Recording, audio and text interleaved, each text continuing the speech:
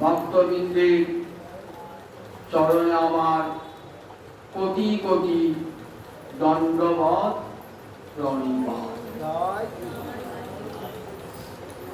কবিরাজ গোস্বামী পাদ বিরচিত চৈতন্য চৈতাবৃতি মধ্বরিয়ার সনাতন শিক্ষা শোনাচ্ছি আপনাদের। প্রায় কয়েক মাস হয়ে গেল, এত বিস্তৃত, তাও তো আমি সংক্ষেপে শোনাচ্ছি আপনাদের, যাতে ধৈর্যচ্যুতি না ঘটে। কিন্তু হরিকথা এত ভালো করেই শুনতে হয়, বুঝিয়েই শুনতে হয়। ভক্তি এই কথা শুনতে শুনতে চিত্ত যত ভক্তিতে দৃঢ় হবে না, এমনকি একবার যখন কৃষ্ণ প্রেমের দরজায় পৌঁছে সেই হরিকথা আপনি ধৈর্য দিয়ে শুনতে হবে। আমার মনে হয় এক কথা এই সনাতন শিক্ষা বলে চলেছি, শ্রোতাদের ধৈর্যচ্যুত হচ্ছে কিনা, কিন্তু সবই তো নতুন কথা।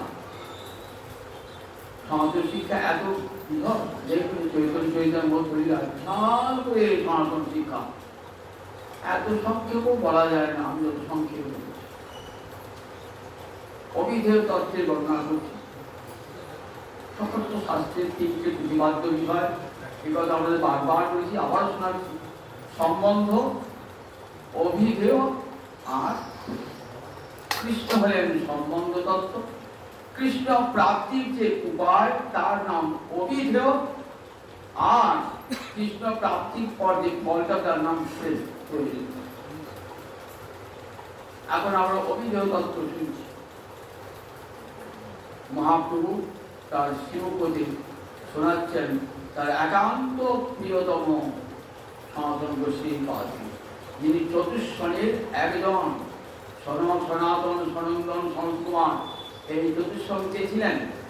এই চতুষ্ষণ ছিলেন ব্রহ্মার পুত্র, নারদের পূর্বজাত। সেই সনাতন এসেছেন কলিযুগে গৌরাঙ্গ লীলার সৃষ্টি করবার জন্য। তার একটা স্বরূপ মঞ্জরি স্বরূপ, আর একটা স্বরূপ তিনি সনাতন। সনাতন সবই জানেন, তথাপি আজ দিন ভাবে উঠেছেন।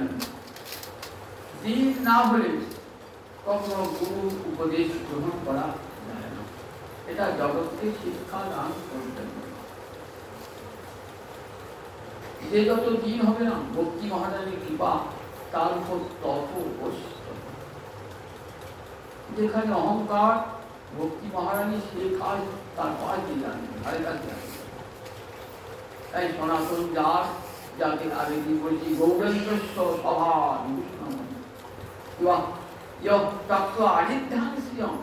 তরুণী বৈরাগ্য রশ্মি দধি। কবি কর্ণপুর বলছেন, কবি কর্ণকে শিবানন্দ সেনের কনিষ্ঠ পুত্র। তার নাটক আছে চৈতন্য চতুর রস, আর একটি কাব্য আছে চৈতন্য চৈতামৃত মহাপ্রভু। আর বৃন্দাবন লীলাকে অবলম্বন করে আনন্দ বৃন্দাবন চক্র।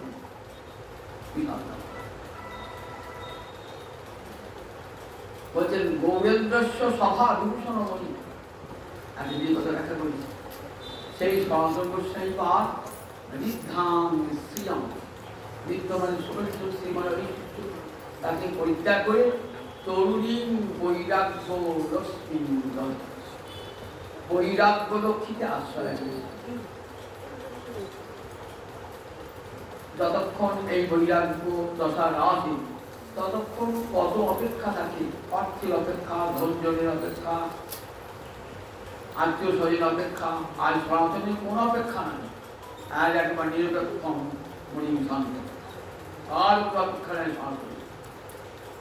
সনাতন দিনাতিদিন হয়ে কৃতাঞ্জলি পুঁতে নতজান হয়ে মহাপ্রভুর কাছে শিক্ষা গ্রহণ করেছে।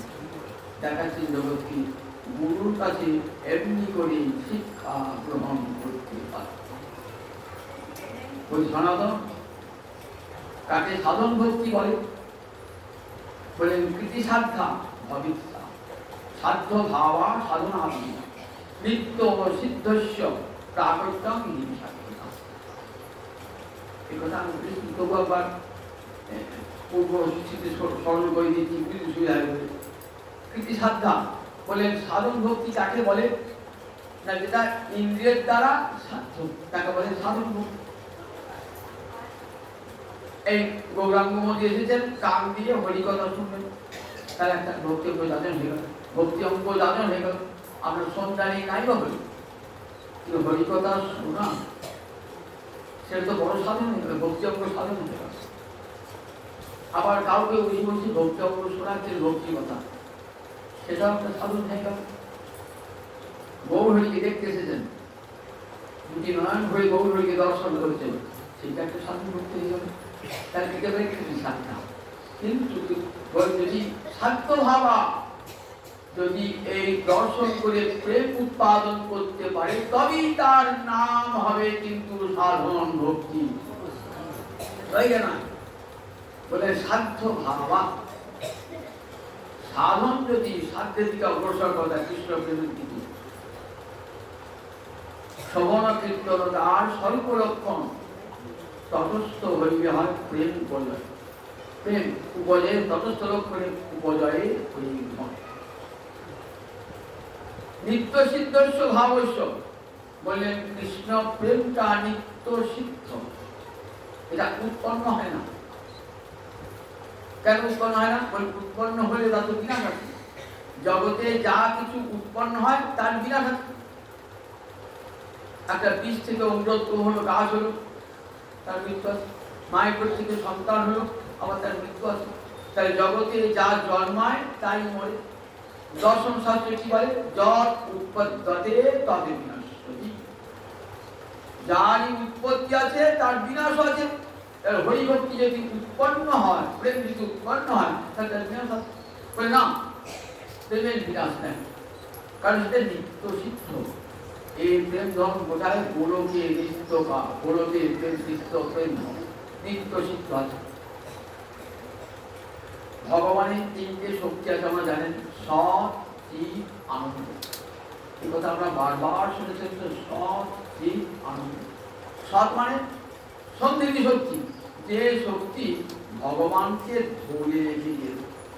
মাতা পিতা, স্থান, গৃহ, শয্যাসন এসব জানিবেন কৃষ্ণের শুদ্ধ সত্যের বিকাশ। সন্ধিনী সার অংশ শুদ্ধ সত্য নাম, সন্ধিনীর সার অংশ শুদ্ধ সত্য নাম। ভগবানের সত্তা হয় যাহাতে বিশ্রাম।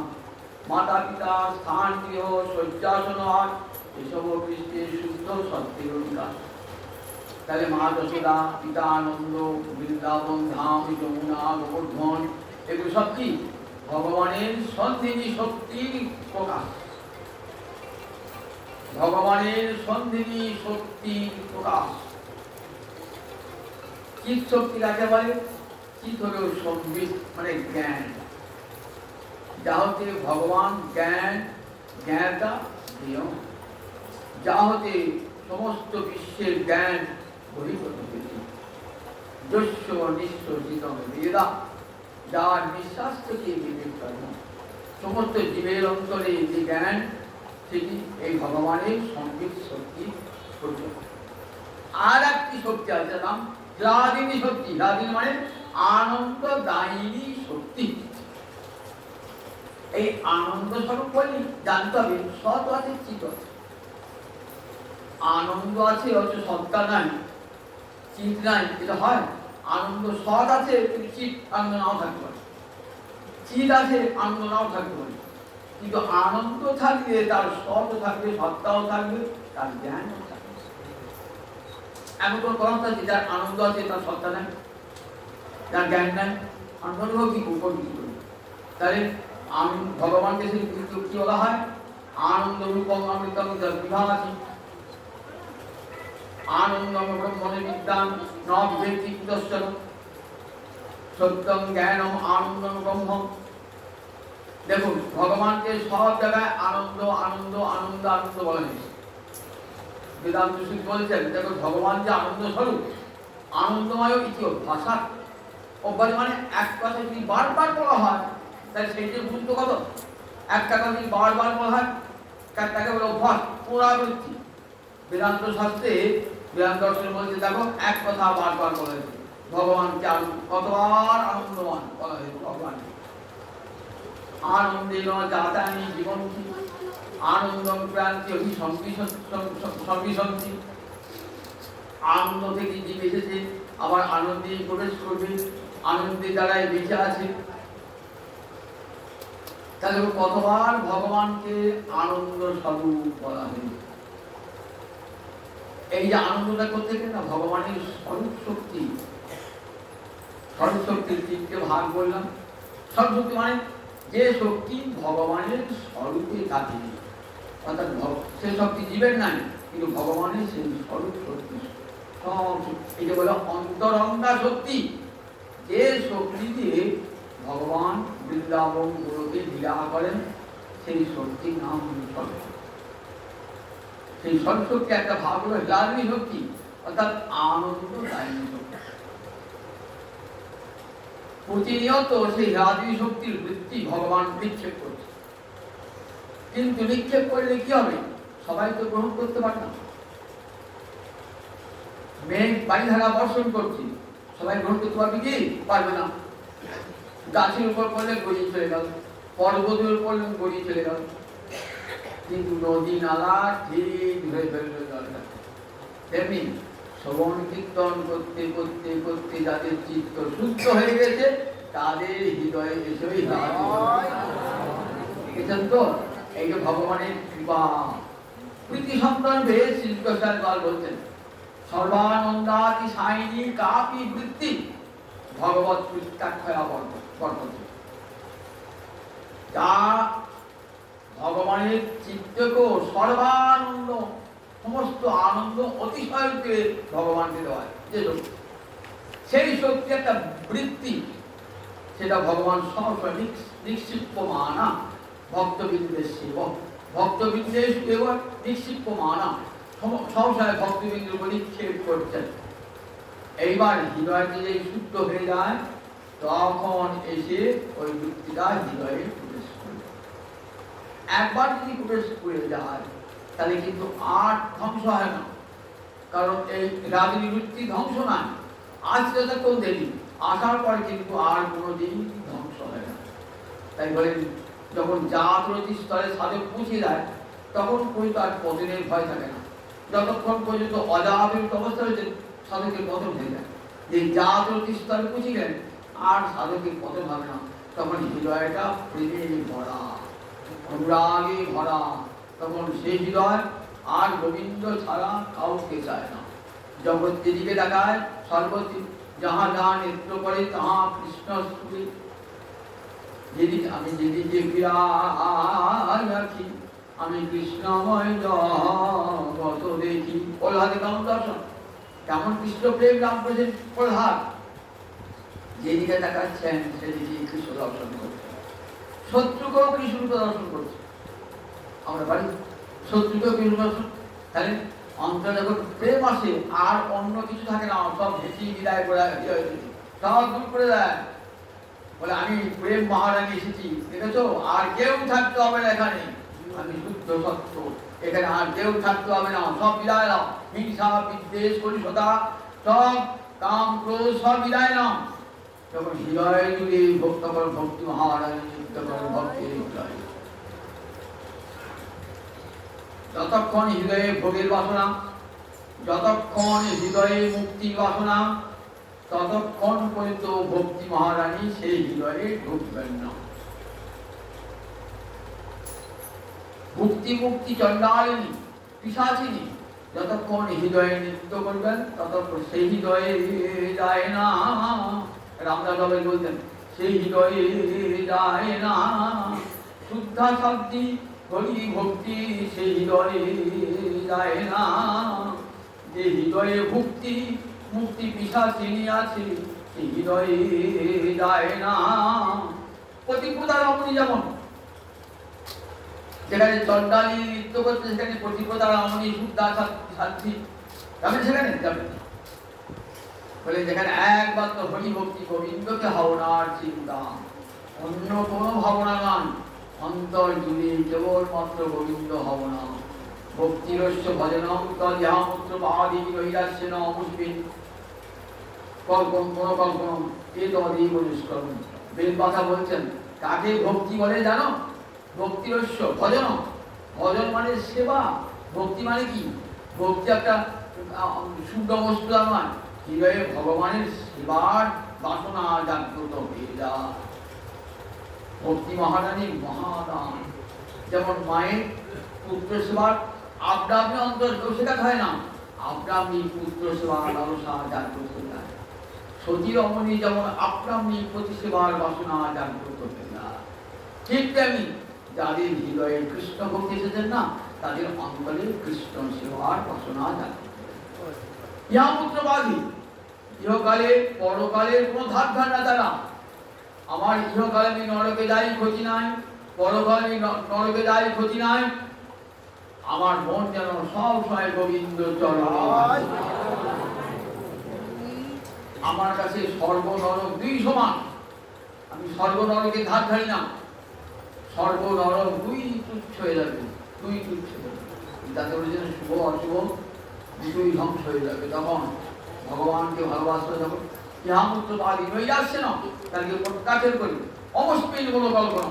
24টি ঘন্টা মনের কল্পনা গোবিন্দকে নিয়ে, সংসার নিয়ে নয়, পুত্রকন্যা নিয়ে নয়, সব সময় গোবিন্দকে নিয়ে মনের কল্পনা, মনোকল্পনা। একে বলে সেটা কর্ম নয়। বলে ভক্তিকে দেখতে বাইরে কর্ম বলা হয় তো, বলে না গো, ওটা নৈষ্কর্ম, এটা মুক্তি সম্পাদক নিষ্কর্ম। ভক্তি অশ্বজনম তদ্যামূত্র পাদি নৈরাস্যেন অমুষ্মিন মনোকল্পনা। তাই বলে নিত্য সিদ্ধ স্বভাবস্য, প্রেম তো নিত্য সিদ্ধ, তাকে প্রকট করে দেন। সাধন ভক্তি শুনতে শুনতে হৃদয়ে ওই কৃষ্ণ প্রেমটাকে প্রকট করে দেন। অন্ধকার চলে গেল, একদিন অন্ধকার চলে গেল, পরিষ্কার হয়ে গেল, এবং সূর্য দেবেছে। যতক্ষণ হৃদয়ে কামনা বাসনা রয়েছে না, ততক্ষণ হৃদয়ে অন্ধকার, সেই হৃদয়ে আসছেন না ভক্তি প্রেম সূর্য, যে শুদ্ধ সত্ত্বে সাত্মা প্রেম সূর্যাংশ কাম্যভা। হৃদয় থেকে চলে গেলেন, তখন আপনার প্রেম শক্তি হৃদয়ে মাঝে। তাই সাধন ভক্তি হইতে হয় রুচি হৃদয়, রুচিকার হইলে তাদের প্রেম নাম হয়। তাই বলে নিত্য সিদ্ধ স্বভাবস্য প্রাকট্য, এর নামই সাধনা। হরিভক্তি উৎপন্ন হয় না, হরিভক্তি ভগবানের দান, কৃপা হইতে আসেন, সেটি ভক্তিতে পরিণত হয়ে যায়। ভক্তের হৃদয়ে এসে সেটি এমন আকর্ষণ ক্ষমতা লাভ করে। আগে দিয়ে বলেছিলাম ভগবান ছুটে আসেন, ভগবান ছুটে আসেন, ওই স্বরূপ ভগবান রয়েছে, কিন্তু ভক্তের হৃদয় যখন আসে না, তখন অপূর্ব একটা অপূর্ব আনন্দ চমৎকার। তখন আগের দিন ভাবছিলাম ভগবান ছুটে এসেছেন ভক্ত মায়ের দোকানে রসগোল্লাকে, ভক্তির ভক্তি খাবার জন্য ভগবান ছুটে বেড়াচ্ছেন। ভক্তের ভক্তি খাবার, ভক্তি ভোগা ভগবান, ভক্তি বন্ধন অপুরুষ, ভক্তি বাবার যদি ছুটে ছুটে আসেন, ওই হীরাগ্নি শক্তির বৃত্তি হৃদয়ে এসে ভক্তের ভালোবাসার সঙ্গে মিশে এমন এক অপূর্ব রূপ ধারণ করে যে গোবিন্দকে তাকে আকর্ষণ করে দিলেন। যে গোবিন্দ জগৎকে আকর্ষণ করে, সেই গোবিন্দকে আকর্ষণ আমার ভক্তি মহারাজ বলে। তাই তার দুটো লক্ষণ, এই যে সাধন ভক্তি তার দুটো লক্ষণ। প্রথম লক্ষণটাকে একটা লক্ষণ বলে স্বরূপ লক্ষণ, আর একটা বলে তপস্য। ভালো করে শোনা, সাধন ভক্তির দুটো লক্ষণ, একটি স্বরূপ আর একটি তটস্থ লক্ষণ। স্বরূপ লক্ষণ কাকে বলে? আকৃতি প্রকৃতি দ্বারা স্বরূপ লক্ষণ, আর কার্য দ্বারা জ্ঞান, এই যেমন ভাগবতের প্রথম শ্লোকটা দেখবেন, ভাগবতের প্রথম খুব কঠিন শ্লোক, ভাগবত জন্মান্তস্য বলে শক্তি আরম্ভ হয়েছে। সেখানে ভগবানের দুটো লক্ষণ, একটা দিয়েছে সত্যম পরমে ধীমহি, ভগবান পরম, তিনি সত্য, তাকে ধ্যান করি, এই লক্ষণটা তার স্বরূপ, সব সময় ভগবানের বিদ্যমান। আর একটা লক্ষণ জন্মান্তস্য, জন্মাদি অর্থাৎ সৃষ্টি স্থিতি লয় যা হতে হচ্ছে, এই সৃষ্টি স্থিতি লয়, এটা হলো তটস্থ।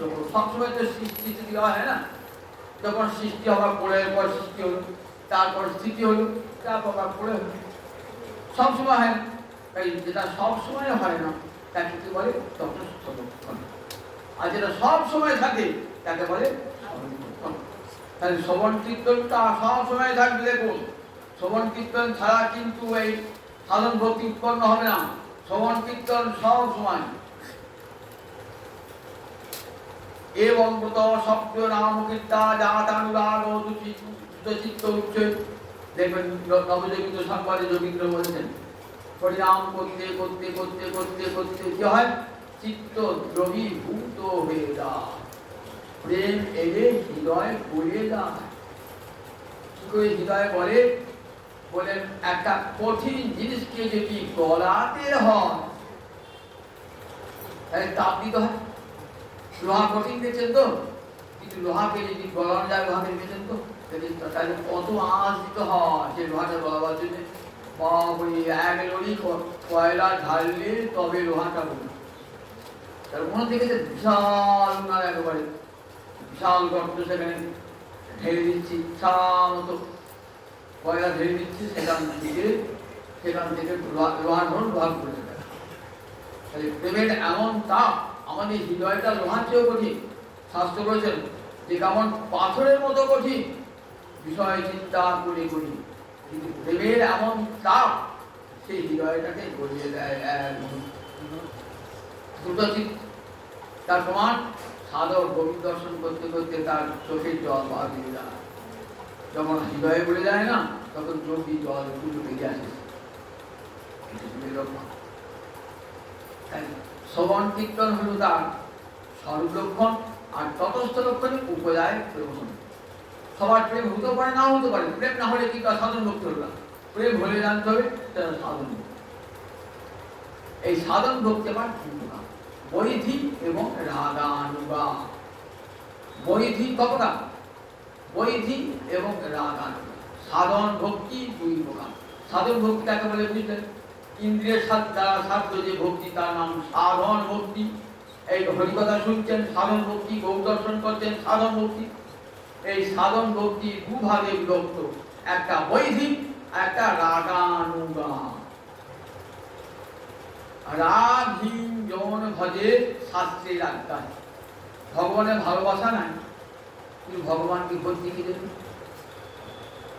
প্রতিবেশীর সঙ্গে মামলা লেগেছে, ভগবানের কাছে বলছেন যে গোবিন্দ তুমি কি বাপের সরি বলো, মামলাটা মাঝান জয়। গোবিন্দ বিন্দুমাত্র ভালোবাসা নাই, গোবিন্দের কাছে কাজটা আদায় করবার জন্য গোবিন্দের কাছে এসেছে কাজটা করে মামলাটার জন্য আমি জয়লাভ করি। আমার ছেলেটা চাকরির জন্য বহু ইন্টারভিউ দিচ্ছি, আর বলছে না, হে গোবিন্দ তুমি কি বা করো, তোমার একদিনের সেবা নেবো আমি আমার ছেলে চাই। আমার মেয়েটা ভালো বিয়ে হচ্ছে না, ওরা জানি কত সোনার বায়না করে দেবো, আমার মেয়েটা ভালো জায়গায় বিয়ে দেবো। কামড়া বাসনা এমন না, ভগবানকে বলিতে যাবো, একটা কামড়া মিশিয়ে দিব, কামড়া মিশিয়ে দিব।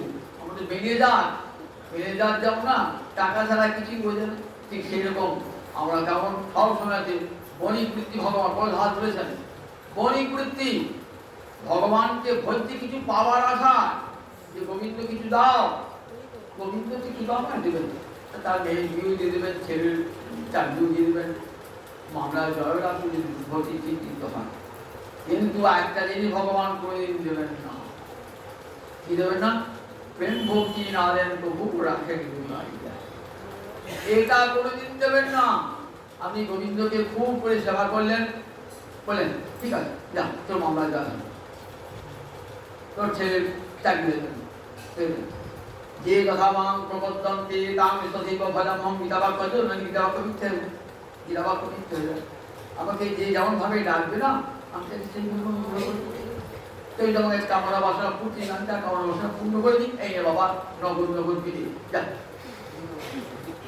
দাঁড়িয়ে এতক্ষণ ধরে 5 বছর ডাকছি, কাজ করে যা। কিন্তু ঠাকুর প্রেম ভক্তিটা নাম বলে অতি দেবো না, অতি তোমার ওই কামনা বাসনা যুক্তি হৃদয় কোনদিন প্রেম ভক্তি হবে। কৃষ্ণ যদি ছুটে ভক্তে ভক্তি মুক্তি দিয়া প্রভু প্রেম ভক্তি না দেন, রাখেন কেন না? এটি তার সর্বস্ব ধন। এটি দিলে কি হবে? ভক্তের কাছে ঋণ হয়ে থাকবে। দেখুন একবার এই প্রেম ভক্তি কিন্তু এত ভগবান গৌর হইয়া আগে কত কত অবতার এসেছেন তো, কিন্তু এই প্রেম ভক্তি দান হয় না। সেই জন্য অনর্পিত চলি চিরা করুণায় অবতীর্ণ করো। অনর্পিত চলি যা দান করা হয় না, প্রেম ভক্তি দান করা হয় না। যুগযুগে ভগবান এসেছেন, স্বর্গ চেয়েছে, মুক্তি চেয়েছে, ভুক্তি চেয়েছে, ব্রহ্মপদ, ইন্দ্রপদ, ভগবান সব মিটিয়ে দিয়েছেন। কৃষ্ণ অবতারে গোবিন্দ এলেন, গোবিন্দ এসে দেখালেন, দেখ আমাকে এমনি করে ভালোবাস। কেমন করে ভালোবাসবি? আমাকে যখন দেখ শ্রীরাম শ্রীরাম ভালোবাসছি, মা যশোদা ভালোবাসছি, গোপীরা ভালোবাসছে, দেখ এমনি করে আমাকে দেখিয়ে দিয়ে গেলেন, কিন্তু দান করলেন না। মনে তো আমরা কাছে ভিড় এসেছিল, ভিড়ের বল বাবা আমার দিক খেতে চাইছে, বাবা আমার তো রান্না খাওয়া দাওয়া হয়ে গেছে, তা আমি তোমাকে চাল ডাল সব দিচ্ছি, তুমি রান্না করে খেয়ে। চাল ডাল নিজে রান্না কি করি, তিনি পারি ডাল ডাল নিজে রান্না করে খাবো পারি। এইবার বলে দেখো বাবা আমি না কেউ তোমাকে দিচ্ছি, আমার খাবারটা বন্ধ করে দিচ্ছি না কেউ। বলে দেখো আমার গৌরাঙ্গ ঠিক তেমনি দাম। কৃষ্ণচন্দ্র চাল ডাল উপকরণ দিয়ে দিয়েছে, দেখো প্রেমে রাজা উপকরণ দিয়ে দিলেন, আর গৌর হরি আমার নিজে হাতে রেগে খাওয়ালেন ঠাকুর। কত বড় দান, কেন মহাবদান দান। গৌর হরিকে চেনা সুদা কত না, কত বড় দান। এত বড় দান আর কোনো অবতারে হয়নি, গৌর হরি দান করেছে। এই প্রেম ভক্তি যেটা কোনো কাল দান হয় না, ভগবান রাখেন লুকাইয়া লুকিয়ে রেখে দেন, সেই প্রেম ভক্তি দান করলেন গৌরাঙ্গ অবতার। তাহলে এই যে বললে দেখো বৈদিক ভক্তি কাকে বলে? বৈদিক ভক্তি বিধিজাত যে ভক্তি। বিধি মানে শাস্ত্রে শুনেছেন কৃষ্ণ ভজন না করলে পরে পাপ হয়, নরকে যেতে হয়। চারি বর্ণার ছবি যদি কৃষ্ণ নাহি ভজে, স্বধর্ম করলে সে রৌরবে পড়ি মজে। চারি বর্ণ কি কি? ব্রাহ্মণ, ক্ষত্রিয়, বৈশ্য, শূদ্র। চারটে আশ্রম কি কি? ব্রহ্মচর্য, গারস্থ, বানপ্রস্থ, সন্ন্যাস। তা দেখবেন এই চারি বর্ণের কি কি ধর্ম, চারি আশ্রমের কি কি ধর্ম কোথায় আছে? মনুসংহিতা পড়বেন। মনু ব্রহ্মার পুত্র মনু, তিনি মনুসংহিতা রচনা করে মনুসংহিতায় চারটে বর্ণের চারটে আশ্রমের কি কি ধর্ম। এই চারি বর্ণা সে বলে আমি ব্রাহ্মণ, তো আমার যজন যাজন উদ্যান উদ্যান সব করবে, আমার কৃষ্ণ ভক্তি দরকার। বলে তোমার ওটা সার্থক হবে, সার্থক হবে না। তুমি যদি কৃষ্ণ ভজন না করো তাহলে তোমার নরকপতি হবে, তুমি যতই যজন যাজন উদ্যোগ গ্রহণ করো। ক্ষত্রিয় বলে আমার কাজ রাজ্য শাসন করা, আমার কৃষ্ণ ভজন ধর্ম নয়। বলে তুমি ক্ষত্রিয় ধর্ম রক্ষা করতে বলে কৃষ্ণ ভজন করতে হবে। একা রাজারা করেন না, মহারাজ যুধিষ্ঠির, মহারাজ অম্বরীশ, তারা রাজধর্ম পালন করেছিল, আমার গোবিন্দের চরণ সমস্ত গোবিন্দের চরণ সব নিবেদন করেছে। তাই চাই আমি গৃহস্থ ধর্ম পালন করবো, আমার কৃষ্ণ ভজন করে কি দরকার, ভালো করে সংসার করবো। বলে করো, কিন্তু যদি কৃষ্ণ ভজন না করো তাহলে তোমার সংসার থেকে উৎপাদ শুরু। তাই চারি বর্ণার ছবি যদি কৃষ্ণ নাহি ভজে, স্বধর্ম করিল সে গৌরবে করি মজে। গৌরব একটা নরকের নাম। 28 প্রকার নরকের কথা শুনিয়েছেন সুখদেব শ্রীমদ্ ভাগবতের পঞ্চম স্কন্ধে। 28 প্রকার নরক, কোন পাপ করলে কি নরক ভোগ করতে হয়। তারপরে একটা নরকের নাম রৌরব নরক। সাপের মতো রূপ প্রাণী আছে, সেইখানে ফেলে দেবে, আর আমরা বাইরে এসে কেবল আমরা টিক দিয়েছি, মরবেন না, কিন্তু যন্ত্রণা ছটফট ছটফট ছটফটে কত কোটি বৎসর যে ভোগ করতে যাবে। রৌরব নরকে ফেলে দেবেন। বলে যদি কৃষ্ণ ভজন না করো তাহলে যে স্বধর্মগুলো যে গৌরব, এই ভয়ে বলেন বাবা তাহলে কৃষ্ণ ভজন করার দরকার। এখানে প্রাণের টান নাই, ভয়ে ভগবানকে ভজনা, ভয়ে ভগবানকে শাস্ত্রের বিধি শুনে ভগবানকে ভজন করা, এর নাম বৈধি ভজন, বৈধি ভক্তি। শাস্ত্রের যেমন সুখদেব এসে কোথায় বলছেন, তস্মাৎ ভারত সর্বাত্মা ভগবান হরিশ্বর শ্রোতব্য কীর্তিতব্য স্মর্তব্য চেততা ভয়। বলছেন মহারাজ দেখো ভগবান শিউরি কথা শ্রবণ করতে হবে, কীর্তন করতে হবে, স্মরণ করতে হবে। যদি অভয়ম ইচ্ছতা, যদি সেই সময় গোবিন্দ ভজন না করে তো মুক্তি হবে না। আমি সেই জন্য গোবিন্দ ভজন করছি, কিন্তু আমি গোবিন্দকে চাইছি না, আমি গোবিন্দের কাছে মুক্তি চাইছি। গোবিন্দ ছাড়া মুক্তিকে দান করতে পারে না, গোবিন্দ কেন মুক্তি। গোবিন্দ ছাড়া জগতে কেউ মুক্তি দান করতে পারেন না। গোবিন্দের নাম মুকুন্দ, মুক্তি দদাতি যশি মুকুন্দ। গোবিন্দের হাতে যদি মৃত্যু হয় তাহলে তার মুক্তি। তাহলে দেখুন যে মুক্তি পাওয়ার জন্য গোবিন্দ ভজন করছি, কি বিষয় হোক, ইন্দ্রপদ ব্রহ্মপদ পাওয়ার জন্য কৃষ্ণ ভজন করছি, সেটা হলো ভক্তি। আর রাগানুগা ভক্তি বলে প্রাণের টানে যে ভালোবাসা, লোভমূলা ভক্তি, যার ভুলে আছে লোভ। ভগবানকে ভজন করবে কেমন করে?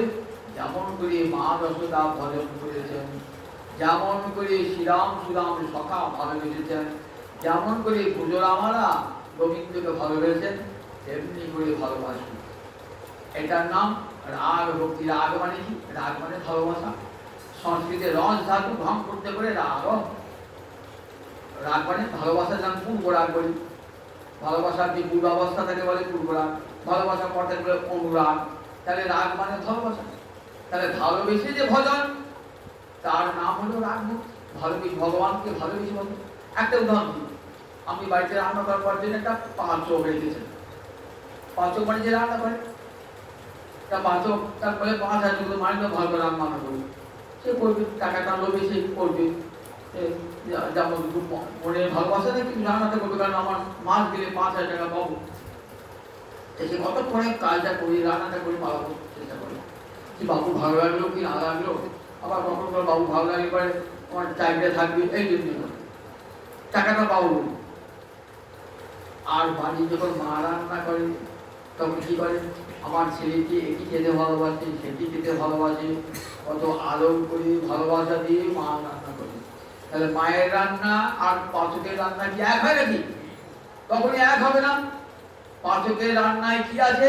ও মায়ের দিকে দৃষ্টি, মায়ের ভেতরে 5,000 সেদিকে রান্না করছি, সেখানে অন্তর অনুরাগ নাই। আর মায়ের রান্নাটা অন্তরের ভালোবাসা দিয়ে, সেটি গোবিন্দ ভজন উপকারী। বৈদি ভক্তি পাচক ঠাকুরের মতন, পাচক ঠাকুরের মতন। বাবারে কৃষ্ণ ভজন না করে নরক পেতে হবে বা মুক্তি পাবো না, তাই কৃষ্ণ ভজন করছে। ওম নমঃ মন্দিরায় গোবরে গীতা শিখে একবার সে চান করে গঙ্গা স্নান করে এসে একবার ধূপ করে কাম করে পাচ্ছে। বললেন দেখো এই প্রণামেরও ফল পাবে, প্রণামেরও ফল পাবে। গোবিন্দ ভজন এক 30 ফল হয়। আর রাধি জন ভজে শাস্ত্রের আজ্ঞা, শাস্ত্রের আজ্ঞা। আর রাগ ভক্তি যার প্রাণের টানে ভালোবাসা ভগবানকে। কৃষ্ণকে ঈশ্বর নাহি জানে প্রয়োজন, কৃষ্ণকে ঈশ্বর নাহি জানে প্রয়োজন। মা যশোদা, পিতানন্দ, শ্রীরাম সুদাম সখা কৃষ্ণকে ভগবান বলেই বুঝতেন না। তুমি কোন বড় লোক, তুমি আমি মাতা বলে পুত্র রূপে করে নবন্ধন, অতিহীন জ্ঞানী করে লালন পালন, সখা শুদ্ধ সখ্যে করে স্কন্ধে আরোহণ। তুমি কোহনে বড় লোকে, তুমি আমি সম, প্রিয়া যদি মানে করি করে ভস্জন, বেদস্তুতি হইতে তাহা হরে মন। দেখেছেন তো ব্রজের ভালোবাসা কেমন আর ব্রজের বাইরের ভালোবাসা কেমন। তাই যদি বুঝে না কোনটা বৈদি ভক্তি, কোনটা রাগ ভক্তি। ব্রজের শ্রীরাম সুদাম রাগ ভক্তিতে ভগবানকে নিজের সখা, তুমি আমার চেয়ে বড় কিসে এই ভাবনা, তুমিও যা আমিও তাই। যদি কখনো কৃষ্ণ বলেন আমি দেখ কালিয়নাথকে আমি দমন করেছি, ওই দেখ আমি পাহাড় তুলেছি, আমি অগাসুর বকাসুর বধ করেছি, তুমি করেছো বলছি, তুমি করেছো, তোমার সত্যি হয়েছে। তাহলে কে করলো রে? পাহাড় কে তুললো? কালিয়নাথকে দমন করলো কে? বলে আমাদের নন্দবাবার বুঝতে পারছেন এমন মন্ত্র জানেন না, সেই মন্ত্রে কালিয়নাথ দমন হয়ে গিয়েছে। এই পাহাড় তোমার সত্যি আছে নাকি? তুমি কোন বলো, তুমি কাউকে বল কিসে? তুমিও যা আমি। ঠিক আছে? তবে কিন্তু বন্ধুত্ব হবে। বন্ধুর মধ্যে একজন যদি বলে আমি বড়, এই তুই ছোট, আমি আমি ধনী ছেলে, তুই গরিবের ছেলে, তাহলে বন্ধু থাকে? তাহলে বন্ধু তো থাকবে না। বন্ধু তো কখন থাকবে? যখন ব্যবধানটা ঘুচে যাবে, তখন তো বড়ত্বের ব্যবধান। গোবিন্দের এখানে ভগবত্তার ব্যবধান ঘুচে গেছে। ভগবান, আমি যে ভগবান, এটি ভগবান ভুলে গেছে ভক্তের প্রেমেতে। দেখেন এই জগতে দুই বন্ধু একসঙ্গে পড়ছে। একটা বন্ধু একটা বিয়ের ছিল, ডাক্তার হয়ে গিয়েছে, আর একটা দোকানে কর্মচারী, একই ক্লাস করেছে। তখন কি হয়? তো বন্ধুকে দেখলো খুব সংকোচার, বাবা কি কত বড় হয়েছে, কথা বলতো ভাই। আমি একসঙ্গে বসেছি, এক বেঞ্চিতে বসেছি, একদিকে বাদাম কিনেছি, তাদের ভাগ দিয়েছি, আমি খেয়েছি, কিন্তু আজ আর কথা বলছি সাহস হচ্ছে না। তুই এত করে বিদেশে ডাক্তার, কত তোর নাম। কিন্তু সেই ডাক্তারটা যদি ওই নিজের ডাক্তারি অহংকার ছেড়ে, আয় ভাই মনে পড়ে যে একদিন করতাম স্কুলে ঘুরে আয়, বাদাম বাদাম দেখ ভাগ করে দিতাম, তখন কি হয়? তার বড় যে অহংকার ছেড়ে গেল, বন্ধুদের জমাটি বন্ধুত্ব হয়ে গেল। কিছু দ্বারকা রাজা সুদামা দিয়েছেন। সুদামা তো সম্পত্তি বাবরি, একটা পড়ার কাপড় পর্যন্ত নাই, মাথার চুলটাকে বেরও করে না, একবার উচ্চ সূক্ষ্ম দেহ, কতদিন যে খেতে পারে নাই। আবার সোনার পালঙ্কে বসে আছে গোবিন্দ, পাশে বসে আছে রুক্মিণী, রুক্মিণী উঠে দাঁড়িয়েছে, এসো সুদামা আমার কাছে। আমাকে সুদামা, সুদামা ভাবছি কোথায় আমি আর কোথায় আমার গোবিন্দ। কা হবে দরিদ্র পাপিয়ান, কৃষ্ণ শ্রীনিকেতন। কোথায় দরিদ্র পাপিষ্ঠ আমি, আর কোথায় শ্রীনিকেতন গোবিন্দ। লক্ষ্মী দেবী যার চরণে বাস করে, সেই গোবিন্দ কোথায় আর আমি। সংকুচিত কিন্তু সংকোচ ভাব দূর করে দিলেন, গলা জড়িয়ে ধরলেন। মনে পড়ে সেই সঞ্জীবনী মণির বাসা যখন করতাম, আমাদের গুরুমা কি বললেন, কাঠ নিয়ে এসো গা। আমরা চলে গেলাম কাঠ আনতে, দুই বন্ধুকে মনে আছে বৃষ্টির অকালে, ওই বাবা দুই বন্ধু মাথায় কাঠ নিয়ে একবার এদিক যাচ্ছি সেদিক যাচ্ছি, রাস্তা হারিয়ে ফেলেছি। সারা রাত কেটে গেল মনেতে। তখন গুরুদেব এসে আমাদেরকে আশীর্বাদ করলেন যে বেদ শিক্ষা দান করছি তা পরবর্তী মনে আছে। মাথাটি নিচু করে আছে চূড়া, এনেছি ভাই বাদে দেখা হলো, জানবি তো নিশ্চয়ই বন্ধু বন্ধু এদিকে শুনছে না, আগে তাকে মিষ্টি যাবে নিশ্চয়ই, কতদিনবার দেখা এক বছর মিষ্টি যাবে না। আমার তো কিছু নাই, মিষ্টি কোথায় পাবো? ভিক্ষে করে চাল সামান্য সে ফুলের মধ্যে চিড়ে দিতে পারছে না। সোনার খাটে বসে ওই ফুল দেওয়া যায় কর্মী দেখবা। আবার রুক্মিণী পাঠা করছে, স্বয়ং পরমালক্ষ্মী বাবা এক মাথা বিক্রি করেছে। ভগবান ভক্তের জিনিস কেড়ে খান, আর অভক্তের জিনিস উল্টেও তাকাবেন না, ফিরেও তাকাবেন না। অভক্তের দেওয়া জিনিস দুর্যোধনের জিনিস একবার ফিরে তাকালেন না, বিদুরের কুল খাবার শুনে। গোবিন্দ অন্তর্যামী তো ভগবান তো বুঝতে পারছেন যে সুদামা কি এনেছে। সুদামা চিড়ে এনেছে, বার করতে পারছে না। একটা ময়লা জীর্ণ শীর্ণ কাপড়ের টুকরোতে ভেজে ভেজে দুটো চিড়ে লোকের কাছে দিয়ে ভগবান কি করে ও দেবে না, আমি কেটে খাবো, ওই জিনিসটা আমার লোক। এ তো পরম অভিনন্দন সবে তাও এত ভালো জিনিস এনেছি জানিস, আমি চিড়ে খেতে কত ভালোবাসি। আর সেই চিড়েটা এনে আমাকে ছেড়ে দিচ্ছি না। দেখুন ভগবান চিড়ে খেতে কত ভালোবাসে, কত আদর করে জোর করে খেয়ে নিয়েছে। দেখুন কেমন অনুরাগময় ভক্তি, কত ভালোবাসা, হৃদয় মাঝে ভালোবাসা। আর ভগবান সেই ভালোবাসার ভিখারি, ভালোবাসার ভিখারি, যার হৃদয়ে ভালোবাসা ভগবানের। কিছু ভগবানকে উপচার কি বশীভূত করা যায় না। আমি সোনার খেলায় ভগবানকে খাওয়াবো, আমি দামি দামি চাল এনে মিষ্টিতে ভগবানকে খাওয়াবো, ভগবান আমার বশীভূত হবে না। একটা গল্প শোনাই, রঙ্গনাথের সেবা করছে একটা মাওয়ারি, আর প্রচুর টাকা। সে করেছে কি, রঙ্গনাথের চরণে সোনার তুলেছে, সোনার তুলেছে। আর সেইখানে গিয়ে এক ভক্ত এই তুলসী পাতা গাছ থেকে তুলে দিয়ে তার উপর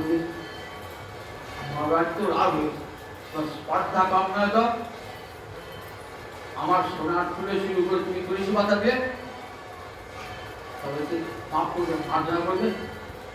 তুলসী পাতা গোবিন্দের বড়, সে সেটা সোনার তুলসী পাতা নয়, এই কাজী বৃক্ষের তুলসী পাতা একটা গোবিন্দ পরম। বেশ, দেখা যাবে তুই আগে গোবিন্দ সঙ্গনাথকে পায়, তুই আগে পাও না, আমি একদম আপনি তার যেতে পারি গোবিন্দকে, আমার সেই গোবিন্দ। দেখো আজ থেকে 7 দিনের মধ্যে যদি আমার রঙ্গনাথকে প্রাপ্তি না হয়, তাহলে আমিও অগ্নিকুণ্ডে প্রাণ বিসর্জন। রঙ্গনাথকে ডাকছেন, প্রাণ ভরে ডাকছেন, 7 দিন হয়ে গেল, রঙ্গনাথের দেখা নাই। তিনি সেই ভক্ত, দরিদ্র ভক্ত তুলসী দিয়েছেন তো, তিনি বলছেন ওই মারা একটু প্রাণ বিসর্জন দেবে প্রভু, প্রভু আমার যদি প্রাণ বিসর্জন দেবে প্রভু, প্রভু ওদের প্রাণ বিসর্জন না হয়, তুমি ওকে দেখা দাও, তুমি ওকে দেখা দাও, দেখা দাও প্রভু, দেখা দাও।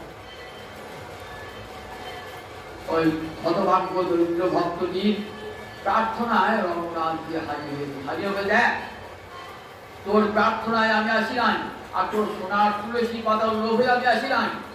দেখ ওই যে দরিদ্র ভক্তটি যে তুলসী পাতা, বৃক্ষজাত তুলসী পাতা আমাকে দিয়েছে, দেখেছিস তো? ওর যে প্রাণের ভক্তা ভালোবাসা কথা জানিস, ওর আসছে কাতর ভয়ে আমার কাছে, হে রঙ্গনাথ দেখো প্রাণ বিসর্জন করবি, তুই যাও, আমি সেই জন্য এসেছি, তোমার ভক্তিতে তুষ্ট হয়ে না। কিন্তু অহংকার দেখেছো, তুলসী পাতা দিয়ে অহংকার দেখেছো, সেখানে আমি জানি না। যেখানে অহংকারকে ভালোবাসা নাই প্রাণী, অহংকার। সেই রবিদাসে তিরোধান করেছেন তো, রবিদাসে তিরোধান বইটা পড়েছেন তো, নর্তম গিয়েছেন কীর্তন করতে, কোথায়? রাজা বিশাল স্বর্ণ মন্দির করেছে, স্বর্ণ মন্দির, রত্ন বেদির উপরে একবারে স্বর্ণ মূর্তি গোবিন্দ রাজা। এসে দেখেন সোনার মন্দির বটে, সোনার বেদি বটে, সোনার বিগ্রহ বটে সব, কিন্তু এই যে সোনার মন্দির তৈরি হয়েছে কত দরিদ্র প্রজার চোখে জল ফেলে তাদের কাছে জোরপূর্বক অর্থ সংগ্রহ করে এই সোনার মন্দির নরসিংহ থাকেন না, চলে গেলেন কোথায়? একবারে মন্দির থেকে বহু দূর একটা বাসে করছে, সেখানে হরিনাম সংকীর্তন হচ্ছে, হরে কৃষ্ণ কৃষ্ণ কৃষ্ণ হরে হরে, হরে রাম রাম রাম হরে হরে। হাজার হাজার ভক্ত গ্রামবাসী ছুটে এসেছে। রাজা জিজ্ঞাসা করছে, আচ্ছা নর্ত কোথায় গেল? নর্ত মন্দির, মন্দির না কোথায় গেছে? ওই গ্রামের প্রান্তে বৃক্ষ বলে বসে কীর্তন করছে, আর গ্রামের সব লোক গেছে। আমার মন্দিরে কীর্তন না করে ওখানে গুরুদেব বললেন, এসো আমার মন্দির। বলে না, বলে এখানে কেন, কোথায় দেবতা? এখানে গাছতলায় কোনো হরিনাম করছো, কোথায় দেবতা? আমার স্বর্ণ মন্দির, স্বর্ণ বেদিতে দীপ্যমান ভগবান শ্রীহরি, তুমি সেখানে বলে না না, ও মন্দিরে দেবতা নাই, ও মন্দিরে গোবিন্দ নাই। কেন? আপনারে স্থাপিত জগতের দেবতারই নহে, তুমি নিজেকে স্থাপন করেছো, নিজের দম্ভকে, নিজের অহংকারকে স্থাপন করেছো, সেখানে আমি যাই না। দেখো যেখানে আছে, দেখো যেখানে আছে দিনের দিনচিত ভক্তি ভালোবাসা দিনের মতন, আমি সেইখানে যাই, যেখানে দিন আমি সেখানেই যাই। রবীন্দ্রনাথ দেখে রবীন্দ্রনাথের কবিতায় বিরোধান করে কবিতাটি নাম দেখাচ্ছে, নর্তম কোথায় কীর্তন করলেন? ওই পুরাণ মন্দির ছেড়ে দিয়ে। ভগবান যে ভক্তি ভুকা, ভক্তি বসক, এটা সবাই স্বীকার করবেন, ভগবান ভক্তি বসক। এই রাগ ভক্তিতে ভগবানকে প্রাণ ধারা ভালোবাসে, আর ভগবান তার ভগবানটা ভুলে গিয়ে ভগবানের প্রেমে বশীভূত হয়ে যান। এই আবার পরের দিন বিস্তার করে শোনাবো, আর 8টা 10 দিন গেছে, আর